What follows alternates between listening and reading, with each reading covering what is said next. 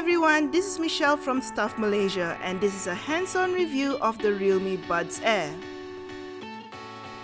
The Buds Air is Realme's first true wireless headphones. The design of the Buds Air is quite simple, featuring a glossy charging case and a pair of wireless earphones. Removing the earphones from the case is easy and they do resemble the Apple AirPods. They are very light and the gloss finish can be slightly slippery, but comfort is guaranteed. The earphones are held by the case using magnets.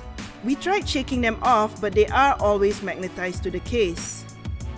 One of the main features of the Buds Air is wireless charging, and it works just fine. The LED will blink during the process and remains green once it's all charged up. Pairing the Realme Buds Air to a new phone via Bluetooth is simple. Open the case and hold down the function button for 3 seconds. The phone will be able to detect it and you can pair it right away.